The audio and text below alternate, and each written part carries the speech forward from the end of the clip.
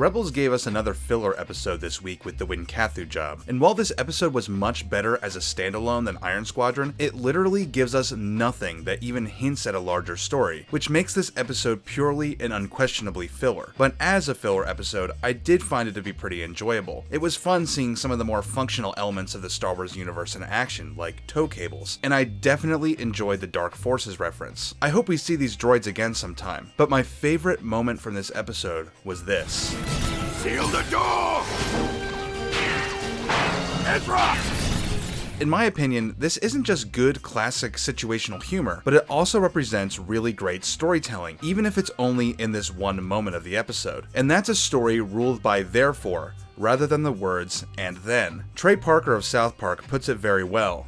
We can take these beats, which are basically the beats of your outline, and if the words and then belong between those beats, you got something pretty boring. What should happen between every beat that you've written down is either the word therefore or but.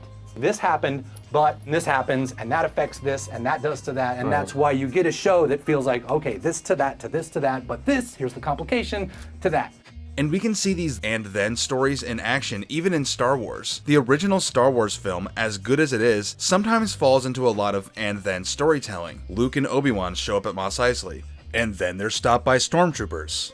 And then Obi-Wan mind tricks them. And then they go to the cantina. And then a weird alien picks on Luke. And then Obi-Wan chops off his arm. And then they meet Han Solo. And then Greedo shows up. And then Han shoots him. And of course I'm oversimplifying things, but you can see what and then storytelling looks like, even in something as respected as A New Hope. So what does but and therefore storytelling look like?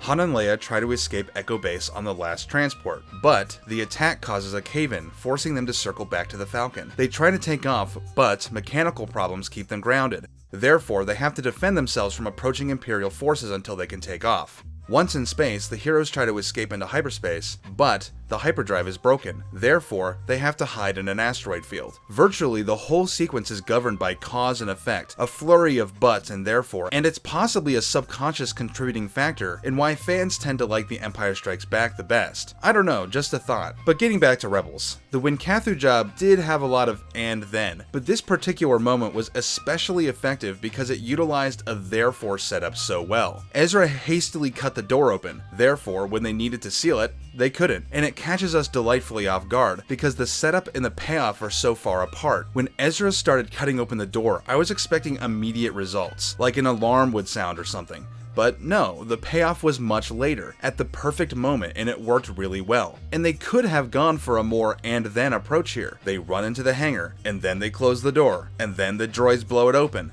And the story itself would have remained mostly unchanged, but this approach was so much more compelling, a simple change from and then to therefore. And it's stuff like this that reminds me that this creative team has a lot of potential, and it puzzles me why they so rarely pull out all the stops and make something truly remarkable with Rebels. We're getting mostly flashes of greatness, but time will tell where they really take this show. So what did you think about all this? Am I digging too deep? Did you like the Wynkathu Job? Did you hate it? Let me know. If you want to support this channel and help ensure that I can keep devoting the time to really doing my best every week, check me out on Patreon and see if that's something you'd like to do. Thanks for watching and subscribing and liking this video, and I'll see you next time.